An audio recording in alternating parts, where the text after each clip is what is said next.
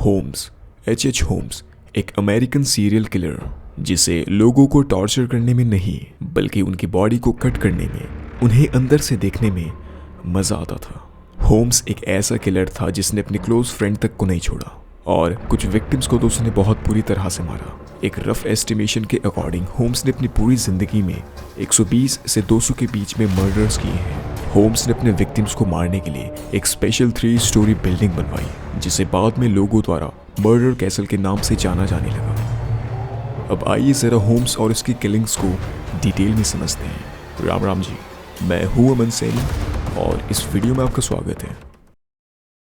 Harman Webster Merchant या doctor Henry Howard Holmes मई 1661 में Gillman town, new Hampshire में जन्म लेता है।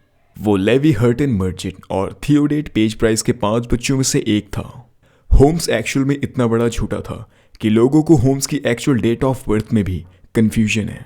कुछ सोर्सेस कहते हैं कि वो 1860 में हुआ था, लेकिन कुछ 1861। उसके पेरेंट्स बहुत ही स्ट्रिक्ट थे और होम्स पर पूरा अपना कंट्रोल चाहते थे।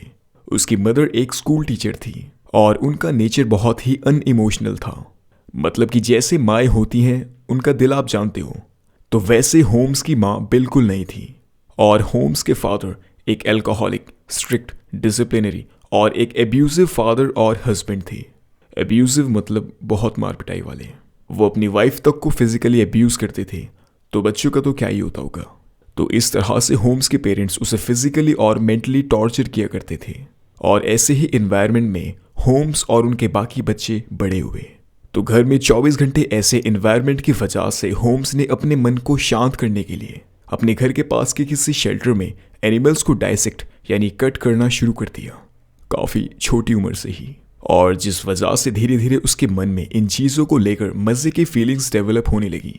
होम्स के साथ सिर्फ घर में ही बुरा बर्ताव नहीं किया जाता था, बल्कि स्कूल में भी उसे क्लासमेट्स द्वारा बुली किया जाता था, जस्ट बिकॉज वो पढ़ाई में बहुत अच्छा था और वो हमेशा हाई स्कोर करता था।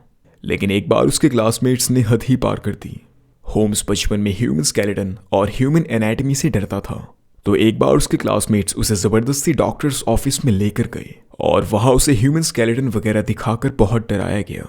लेकिन इस इंसिडेंट का असर होम्स पर एकदम उल्टा हुआ। उस समय ह्यूमन एनाटमी से डरने के बाद उसका डर धीरे धीरे कम होने लगा और उसे अब इन चीज़ों में इंटरेस्ट आने लगा। और उसके बाद से ही उसके अंदर ह्यूमन और एनिमल एनाटमी को और ज़्यादा जानने की अर्जेस, इच्छाएं होने लगी। इसलिए वो अब अपने घर के आसपास के जानवरों को पकड़कर उन्हें डायसेक्ट कर उनके अंदर की बायोलॉजी को समझने लगा। कर तो वो कुछ पहले भी ऐसे ही रहा था, लेकिन अब वो एनिमल्स को सिर्फ अपने मज़े या अपने अंदर के गुस्से की वजह से नहीं मार रहा था। और अब क्योंकि उसके अंदर का डर भी ख़त्म हो चुका था, इसलिए वो अब उन जानवरों को डायसेक्ट करके प्रॉपर स्टडी करता था।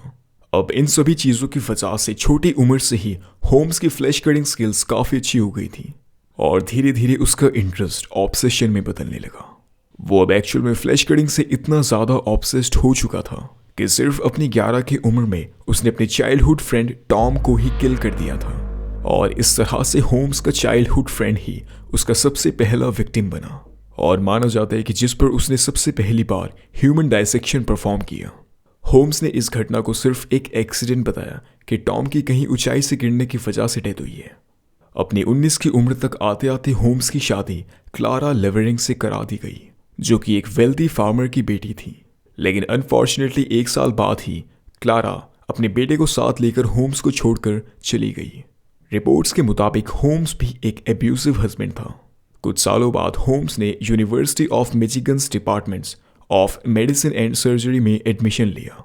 हालांकि कॉलेज में आने के बाद उसकी एकेडमिक परफॉर्मेंस लो हो गई थी, लेकिन 2 साल में ईयर 1884 तक उसने अपनी ग्रेजुएशन कंप्लीट कर ली। लेकिन उसके कॉलेज टाइम के दौरान वो पहले तो प्रोफेसर विलियम्स जेम्स हर्डमैन और उसके बाद चीफ एनाटमी इंस्ट्रक्टर के लैब में काम करता था। और रिपोर्ट्स के मुताबिक वो दोनों ही प्रोफेसर ग्रेव रॉबिंग मतलब कब्र से डेड बॉडी को चुराने के काम में इन्वॉल्व थे, ताकि उन डेड बॉडीज़ को आगे मेडिकल लैब में यूज़ के लिए बेचा जा सके। और यहीं से होम्स को भी ये आइडिया आया, लेकिन वो उन प्रोफेसर्स से भी कई कदम आगे निकला। कॉलेज के समय से ही होम्स ने कब्र और मुर्दा घरों से डेड बॉडीज़ चुरानी शुरू कर दी। वो उन डेड बॉडीज़ को डायसेक्ट करके अपने रिसर्च और स्टडी के लिए यूज़ किया करता था। और उसके बाद वो या तो उन डेड बॉडीज को मेडिकल लैब्स में बेच देता था या इंश्योरेंस पैसा क्लेम करने के लिए फ्रॉड करता था। इंश्योरेंस फ्रॉड के लिए होम्स डेड बॉडी की फेक आइडेंटिटीज बनाता था और बेनिफिशियरी में अपने कई अलग अलग नामों को यूज़ करता था, और वो डेड बॉडीज़ को अनरिकॉग्नाइजेबल बनाकर इस तरह से प्रेजेंट करता था जिससे वो बॉडीज़ एकदम जेन्युइन हो, और इस तरह से वो ये स्कैम इजीली कर लेता था। ऐसे करते करते उसने कॉलेज टाइम में अच्छे खासे पैसे कमाए। अपनी ग्रेजुएशन कंप्लीट करने के 2 साल बाद ईयर 1886 में होम्स अपनी पहली वाइफ क्लारा से लीगली मैरिड होते हुए एक 24 साल के मिर्टा बेलकप से शादी कर लेता है, जिसके साथ होम्स को एक बेटी होती है। और इसके बाद भी एक और बार अपनी पहली 2 वाइफ के होते हुए भी वो ईयर 1894 में, जिस साल वो पुलिस द्वारा अरेस्ट कर लिया गया था, उस साल अपने अरेस्टमेंट से कुछ महीने पहले वो जॉर्जियाना योके से शादी करता है। और होम्स की तीनों ही वाइफ एक दूसरे के बारे में नहीं जानती थी। तो होम्स अपने सेकंड वाइफ से शादी करके और कॉलेज से अपनी मेडिकल डिग्री लेने के बाद शिकागो में शिफ्ट हो जाता है। शिकागो में शिफ्ट होते ही होम्स ने अपना नाम चेंज कर दिया, H.H. होम्स। शिकागो में आते ही होम्स एक ड्रग स्टोर में जॉब करनी शुरू कर देता है। उसने ड्रग स्टोर में तो बहुत अच्छे से काम किया, लेकिन साथ ही साथ स्टोर ओनर का भी काम उसने कर दिया। Drug store owner doctor E.S. Holton को लेकर लोगों में आज भी क्लैरिटी नहीं है कि उनकी डेथ कैसे हुई। कुछ रिपोर्ट्स के मुताबिक मिस्टर हॉल्टन की डेथ कैंसर की वजह से नेचुरली हुई थी, लेकिन काफ़ी लोगों का शक अभी भी होम्स पर ही है। जिसके बाद स्टोर ओनर बन जाती है मिसेस हॉल्टन, और जिसके कुछ ही समय बाद मिसेस हॉल्टन अचानक से डिसअपीयर हो जाती है। होम्स ने यहाँ क्लेम किया कि मिसेस हॉल्टन शिकागो में शिफ्ट हो चुकी है, और इसके बारे में फिर किसी को कुछ नहीं पता चल पाया। ज़्यादातर लोगों को भी यहाँ यही मानना था कि मिसेस हॉल्टन को भी होम्स ने ही मारा है, लेकिन 2013 के article Adam Seltzer of mysterious Chicago reports के अकॉर्डिंग ये स्टोरी एक्यूरेट नहीं है। एक्चुअली में जो मिसेस हॉल्टन थी वो ही एक्चुअल में डॉक्टर E.S. हॉल्टन भी थी, जो कि अपने हस्बैंड विलियम्स के साथ शिकागो में ही रह रही थी। ओल्ड फार्मासिस्ट के कैंसर से मरने की वजह सिर्फ एक मिथ थी जो खुद होम्स ने फैलाई थी। अब यहाँ पर सच में मैं भी कंफ्यूज हो चुका हूँ कि असल में बात क्या है। वहाँ पर सच में क्या हुआ होगा वो कभी भी कोई फिगर आउट नहीं कर पाएगा, क्योंकि होम्स एक्चुअल में इतना बड़ा झूठा था कि वो मरे हुए लोगों को जिंदा बता देता था और जिंदे लोगों को मरा हुआ। और यही वजह है कि लोग आज भी होम्स के कामों, उसकी बातों को लेकर कन्फ्यूजन में हैं। तो पॉइंट इसकी बेसिकली कैसे भी करके होम्स उस ड्रग स्टोर का ओनर बन जाता है। कुछ समय बाद ही उसने स्टोर के पास एक एम्प्टी लॉट खरीदा, और उसके कुछ समय बाद ही ईयर 1887 में वहाँ एक 2 स्टोरी बिल्डिंग का कंस्ट्रक्शन शुरू किया गया। और ये वही बिल्डिंग है जिसे कुछ समय बाद मर्डर कैसल के नाम से जाना जाएगा। उस बिल्डिंग को एक मिक्स्ड यूज बिल्डिंग की तरह बनाया गया, मतलब सेकंड फ्लोर पर अपार्टमेंट्स और नीचे फर्स्ट फ्लोर पर रिटेल स्टोर, जिसमें एक और नया ड्रग स्टोर खोला गया। होम्स ने बिल्डिंग के कंस्ट्रक्शन के दौरान कई कंस्ट्रक्शन कंपनीज को हायर और फायर किया। वो बहुत जल्दी कंस्ट्रक्शन कंपनीज और बिल्डर्स चेंज करते रहता था। वो सिर्फ ऐसा इसलिए करता था क्योंकि जब पहली कंपनी पैसा न मिलने पर काम रोक देती थी, तब वो तुरंत ही दूसरी कंपनी को हायर कर लेता था, और फिर उसके साथ भी वही सेम। अब इससे होम्स की बिल्डिंग का काम ऑलमोस्ट फ्री में तो हो ही रहा था, लेकिन होम्स के लिए इसमें एक और अच्छी बात थी कि किसी भी कंस्ट्रक्शन कंपनी या बिल्डर को कभी पता नहीं चलता था कि वो क्या बना रहे हैं। इसलिए होम्स जो बना रहा था उसकी किसी ने कभी रिपोर्ट नहीं की। लेकिन ऐसा क्या बना रहा था होम्स? अपनी बिल्डिंग के लिए बिल्डर्स से तो फ्री काम कराने के अलावा ये कहा जाता है कि होम्स ने बिल्डिंग में इस्तेमाल आने वाले मटेरियल के लिए भी कभी 1 रुपया तक नहीं खर्चा। कुछ आर्किटेक्ट्स और स्टील कंपनी उनकी पेमेंट को डिक्लाइन करने के लिए होम्स को कोर्ट में भी लेकर गई, लेकिन उसके बाद इस केस का क्या हुआ ये क्लियर नहीं है। और इसके 2 साल बाद ही होम्स ने बिल्डिंग में एक 3rd फ्लोर भी ऐड करा दिया, इन्वेस्टर और सप्लायर्स को ये कहते हुए कि वो इस फ्लोर को भी होटल रूम्स के लिए यूज करेगा। एक बार जब फाइनली बिल्डिंग का कंस्ट्रक्शन कंप्लीट हो गया, तब होम्स ने अपनी बिल्डिंग के लिए एड्स चलाने शुरू कर दिए, जॉब्स फॉर यंग वुमेन और प्लेस टू स्टे जैसे होटल एडवर्टीजमेंट्स। होम्स के अकॉर्डिंग बिल्डिंग में काम करने के लिए एम्प्लॉयज़ का लाइफ इंश्योरेंस पॉलिसी होना ज़रूरी था, जिसमें बेनिफिशियरी होम्स बनता था। लेकिन उन एम्प्लॉयज़ के बिल्डिंग में काम शुरू करने के कुछ समय बाद से ही बहुत से वुमेन्स अचानक से गायब होने लगी, जिसके बारे में कभी किसी को कुछ पता नहीं चलता था। और यहीं से शुरू होती है मर्डर कैसल की कहानी।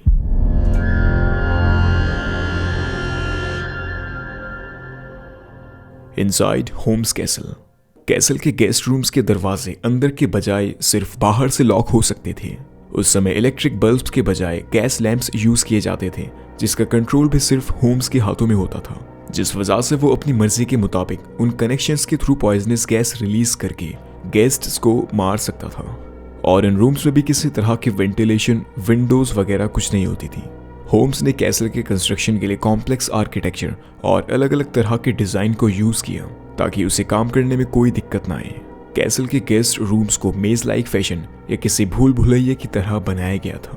सेकंड फ्लोर में सुनसान कॉरिडोर्स जो कहीं नहीं जाते थे, खुफिया रास्ते, बिल्डिंग में कुछ सीढ़ियां बंद थीं और कुछ हिडन। गेस्ट रूम में पीप होल्स जिनसे होम्स गेस्ट पर नजर रख सकता था। और इन सब के अलावा सेकंड फ्लोर में कुछ ट्रैप डोर्स भी थे जिनकी मदद से होम्स डेड बॉडीज को एक पैसेज के थ्रू सीधा बेसमेंट में फेंक देता था। सेकंड फ्लोर और वहां के गेस्ट रूम्स पूरी तरह से कंफ्यूजन से भरे होते थे, लेकिन किसी भी आम इंसान को वो एकदम जेन्युइन लगते थे। हाँ, रूम का साइज उन्हें थोड़ा छोटा जरूर लगता था, लेकिन क्योंकि उन्हें रूम्स में सिर्फ 1-2 दिन ही रुकना होता था और उस हिसाब से रूम्स काफी सस्ते भी थे, इसलिए उन्हें कुछ खास शिकायत नहीं थी। लेकिन एक्चुअल में वो बिल्डिंग का बेसमेंट था जो बिल्डिंग को हॉरिफाइंग बना देता है। कैसल के बेसमेंट में होम्स के काम आने वाली सभी चीजें मौजूद थी, जैसे कुछ ऑपरेटिंग टेबल्स जहां बैठकर वो बॉडी डायसेक्शन या कुछ और सिमिलर काम करता था, एक क्रेमेटरी जो डेड बॉडीज को पूरी तरह से डिस्पोज कर राख में बदल देती है, क्विक लाइम और एसिड्स से भरे कंटेनर्स, सर्जिकल इंस्ट्रूमेंट्स और कुछ इंस्ट्रूमेंट्स जो टॉर्चर के लिए यूज किए जा सकते थे। और बस अब यहाँ से शुरू होता है होम्स के मर्डर्स का सिलसिला। शुरू तो वैसे बचपन से ही हो गया था, लेकिन अब कैसल के कुछ विक्टिम्स के मर्डर्स को डिटेल में जानते हैं। जूलिया स्मिथ एक 31 ईयर ओल्ड वुमन जो अपने हस्बैंड डॉक्टर कॉनर और अपनी 5 साल की बेटी पर्ल कॉनर के साथ होम्स की बिल्डिंग में फार्मेसी ज्वेलरी काउंटर पर काम करने के लिए शिफ्ट हुई थी। लेकिन कुछ समय बाद जब जूलिया के हस्बैंड को होम्स और जूलिया के अफेयर्स के बारे में पता चला, तब वो जूलिया और उसके 5 साल की बेटी को छोड़कर वहां से चला गया। उसके बाद होम्स और जूलिया का रिलेशनशिप चलता रहा। ईयर 1891 में क्रिसमस की रात जूलिया और उसकी बेटी पर्ल अचानक से गायब हो गई। शुरू में होम्स ने कहा कि जूलिया अचानक से अपने सिस्टर को देखने गई है। उसके बाद उसने अपने स्टेटमेंट को बदलते हुए कहा कि जूलिया का फॉर्मर हस्बैंड उसे ले गया। और फाइनली लास्ट में उसने एक और बार अपने स्टेटमेंट को बदलते हुए कहा कि एक्चुअल में जूलिया की एबॉर्शन के दौरान डेथ हो चुकी है। एबॉर्शन बेसिकली एक प्रोसेस होता है जिसमें प्रेग्नेंट वुमेन को बेबी नहीं चाहिए होता। तो होम्स ने तो सबको यही बताया, लेकिन एक्चुअल में जो हुआ होगा शायद उसका अंदाजा हम लगा सकते हैं, क्योंकि जूलिया की बेटी पर्ल के लिए होम्स ने ये एक्सेप्ट किया था कि उसने उसे पॉइजन करके मार दिया था। एमेलाइन सिग्रैंड ईयर 1892 से पूरे 6 महीने के लिए होम्स की बिल्डिंग में जॉब कर रही थी। होम्स ने एमेलाइन का भी बिल्कुल जूलिया की तरह ही मर्डर किया। एमेलाइन का भी काम करते करते होम्स के साथ अफेयर शुरू हो गया था और एग्जैक्टली उसी तरह से होम्स ने उसे भी एक रात डिसअपीयर कर दिया। बल्कि यहाँ तक कि उसने एमेलाइन की डेथ के पीछे की वजह भी जूलिया की तरह ही फेल्ड एबॉर्शन को बताया। 1 साल बाद ईयर 1893 में एक one time actress mini Williams Chicago में मूव होती है। होम्स क्लेम करता है कि वो उसे एक एम्प्लॉयमेंट ऑफिस में मिला था, लेकिन एक्चुअल में ये माना जाता है कि होम्स उसे बॉस्टन में मिला था। तो होम्स ने एक वन टाइम एक्ट्रेस को उसकी बिल्डिंग में स्टेनोग्राफर की जॉब ऑफर की। अब यहाँ से आप इस बात का अंदाजा लगा सकते हो कि होम्स एक्चुअल में कितना ज़्यादा चार्मिंग, हैंडसम और मैनिपुलेटिव था कि कोई भी लड़की, यहाँ तक कि मेन भी उसके ऑफर को रिजेक्ट नहीं कर पाते थे। और मिनी ने भी उसका ऑफर एक्सेप्ट कर लिया for working as a stenographer, basically एक राइटर। अब यहाँ पर ये क्लियर तो नहीं है कि क्या होम्स और मिनी का भी अफेयर चल रहा था, लेकिन ऐसा लग सकता है क्योंकि जब होम्स ने उसकी प्रॉपर्टी को किसी आदमी नेम्ड अलेक्जेंडर बॉन्ड को ट्रांसफर करने को कहा, तब पता नहीं कैसे उसने अपनी प्रॉपर्टी ट्रांसफर कर भी दी। अलेक्जेंडर बॉन्ड और कोई नहीं बल्कि होम्स का ही दूसरा नाम था। होम्स सही में एक बहुत बड़ा झूठा और एक इफेक्टिव मैनिपुलेटर था। मिनी होम्स को हैरी गॉर्डन के नाम से जानती थी। तो कुछ समय बाद प्रॉपर्टी ट्रांसफर होते ही होम्स और मिनी किसी हस्बैंड वाइफ की तरह रहने शिकागो के किसी अपार्टमेंट में शिफ्ट हो गए। उसके कुछ समय बाद मिनी की छोटी बहन 18 ईयर ओल्ड एना नैनी विलियम्स उससे मिलने आई और तभी होम्स के हाथों सही मौका लगने के बाद मिनी और ना ही नैनी को कभी फिर जिंदा देखा गया। ये सभी वो मर्डर्स हैं जिन्हें आप कंफर्म समझ सकते हो लेकिन फिर भी कोर्ट में प्रूवन नहीं है होम्स के अगेंस्ट लैक ऑफ एविडेंसेस की वजह से। लेकिन इन सब के अलावा भी अगर होम्स के मर्डर की बात की जाए तो इसे आप सिर्फ ट्रेलर समझ सकते हो। ईयर 1891 में होम्स ड्यूब्रेल नाम के एक पर्सन को एक ब्लैक लिक्विड पिला देता है, जिसके तुरंत बाद ही उस इंसान की डेथ हो जाती है और उसकी लाइफ इंश्योर्ड होने की वजह से होम्स इंश्योरेंस मनी क्लेम कर लेता है। Same year 1891 Emily one tussle भी अचानक से होम्स के ड्रग स्टोर में काम करते करते डिसअपीयर हो जाता है, जिसके मर्डर की बात होम्स ने अपने कन्फेशन में भी बताई। डॉक्टर डसलर भी होम्स के स्टोर में एक ऑफिस रन करते थे, जो भी एक दिन अचानक से मिसिंग हो जाते हैं। और किटी कैली एक स्टेनोग्राफर मतलब राइटर, वो भी सेम तरीके से सेम ईयर गायब हो जाती है। हैरी वॉकर भी 1893 में यानी अगले साल गायब हो जाता है, जो होम्स कैसल में काम करने के लिए इंडियाना से आया था। होम्स हैरी की लाइफ इंश्योर्ड होने की वजह से पूरे $20,000 क्लेम कर लेता है। लूसी बर्बैंक्स के ह्यूमन हेयर ईयर 1895 में होम्स की कैसल की चिमनी पाइप में मिलते हैं। ये सिर्फ वो विक्टिम्स हैं जिन्हें आज तक डिस्कवर किया जा चुका है। इन सब के अलावा ये एस्टिमेट लगाया जाता है कि एक्चुअल में होम्स ने अपनी पूरी लाइफ में ऑलमोस्ट 120 से 200 के बीच में मर्डर्स किए हैं। अब जिन भी विक्टिम्स के बारे में मैंने आपको अभी बताया वो होम्स के कैसल में काम करने वाले एम्प्लॉयज थे, लेकिन होम्स ने होटल रूम गेस्ट्स को भी बड़ी बेरहमी से मारा। होम्स किसी भी होटल गेस्ट को मारने के लिए उन्हें सफोकेट करता था अलग अलग मेथड से, जैसे ओवरडोज ऑफ क्लोरोफॉर्म, कुछ पॉइजनस गैस फ्यूम्स, या उन्हें एयरलेस चैम्बर में ट्रैप करने की वजह से। होम्स ने अपने कन्फेशन में ये क्लेम किया कि उसने यहाँ तक कि अपने कुछ विक्टिम को भूख से मरने दिया और कुछ विक्टिम्स को तो उसने जिंदा जला दिया।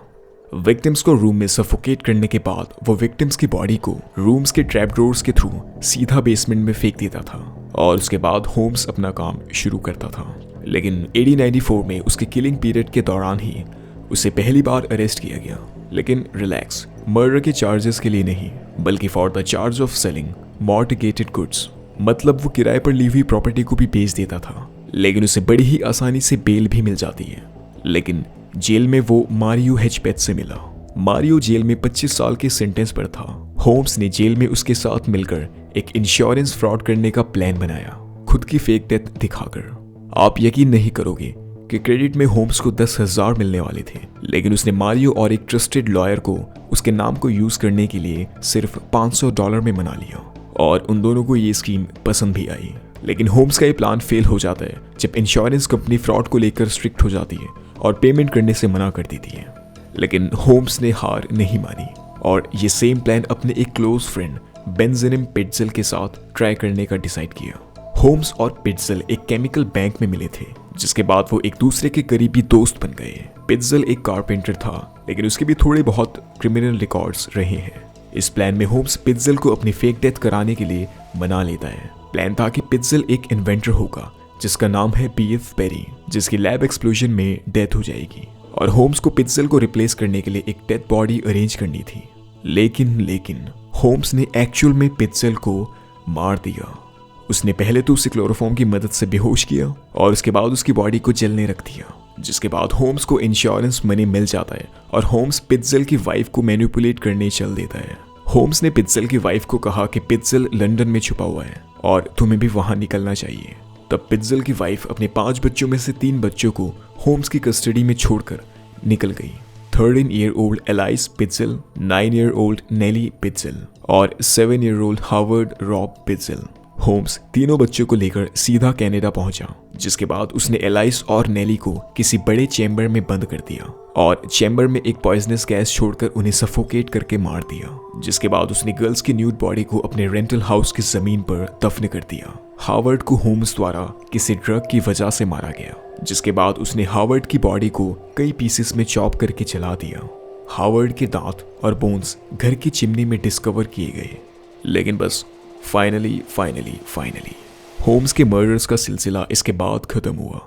फाइनली कुछ ही महीनों बाद नवंबर 17, 1894 में उसे फिलाडेल्फिया के pink cotton national detective agency द्वारा ट्रैक कर लिया गया। लेकिन अभी भी उसे मर्डर्स के लिए अरेस्ट नहीं किया गया, बल्कि for the charge of horse theft.